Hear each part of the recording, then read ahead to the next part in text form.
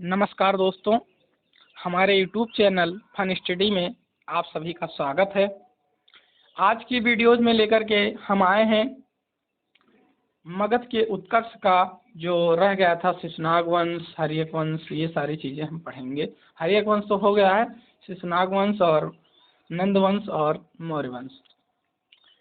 तो थोड़ा थोड़ा टॉपिक लेकर के हम पढ़ेंगे ताकि हमको बोरियत ना हो और आसानी से हमें समझ में आ सके। तो हम कंटिन्यू करते हैं।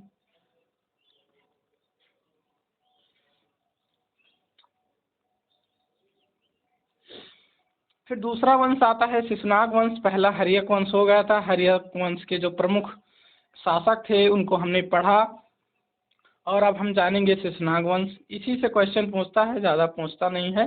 जो भी क्वेश्चन पूछने वाला था उसको मैंने नोट्स में ले लिया है। शिशुनाग वंश का जो संस्थापक था वो शिशुनाग ही था और उसकी राजधानी वैशाली हुआ करती थी। शिशुनाग ने अवंती को मगध में मिलाया था। ये क्वेश्चन पूछा भी जा सकता है कि शिशुनाग ने किसको अपने मगध में मिलाया था, तो अवंती को। फिर आते हैं द्वितीय शासक कालाशोक। इसने राजधानी को पुनः पाटलिपुत्र कर दिया। मतलब उसने वैशाली से इसको क्या कर दिया, पाटलिपुत्र कर दिया राजधानी को। कालाशोक के समय द्वितीय बौद्ध सभा का आयोजन किया गया।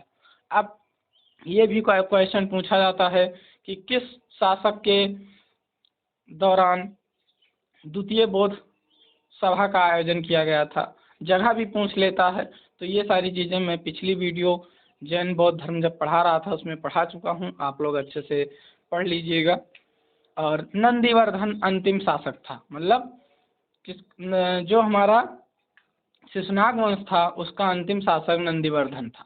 फिर हम आते हैं नंदवंश। नंदवंश के संस्थापक जो थे महापद्म नंद थे।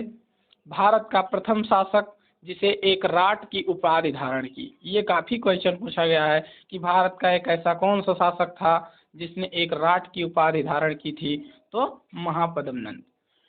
पुराणों में महापद्म नंद को परशुराम का दूसरा अवतार बताया गया है। अब क्यों परशुराम? क्योंकि वो बहुत क्रोधित व्यक्ति थे।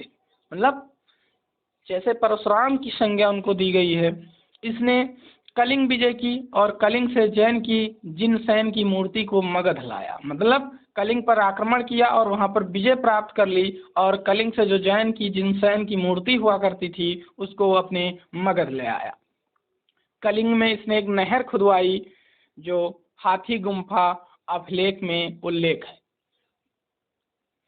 घनानंद अंतिम शासक था जो एक क्रूर शासक था। कौटिल्य इसके दरबार में थे और अपमान के कारण कौटिल्य दरबार छोड़कर चले जाते हैं और चंद्रगुप्त मौर्य की सहायता से आक्रमण करता है। मतलब पहले घनानंद क्या था, बहुत क्रूर था। तो जो हमारे कौटिल्य, चाणक्य या जो भी नाम था उनका, और वो इनके मतलब बहुत विद्वान थे।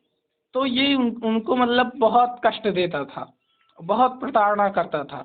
तो ये क्या होते हैं, उनसे नाराज होकर के और किससे मिल जाते हैं, चंद्रगुप्त से, और उनका साथ देते हैं और उन्होंने मौर्य साम्राज्य का एक विस्तार स्वरूप देते हैं जिसे आता है अब मौर्य वंश। अब हम आगे पहले पढ़ेंगे मौर्य वंश से पहले सिकंदर का आक्रमण होता है।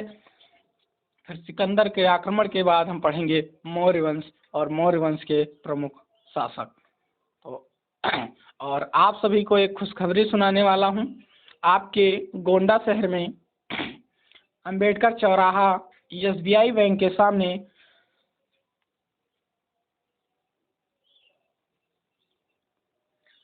ऑफलाइन कोचिंग भी शुरू कर दी गई है। कोचिंग का नाम है क्रॉनिकल कोचिंग सेंटर। पता अंबेडकर चौराहा SBI बैंक के सामने। 15 मार्च से आपके बैच शुरू हो जाएंगे। UPP और वीडियो लेखपाल और पेट और SSC और टेट सुपर टेट। आपके जो भी मित्र हों या आपके घर में कोई हो या आप स्वयं हों, आप ज़रूर आएँ और एक बार डेमो क्लास लेकर देखें।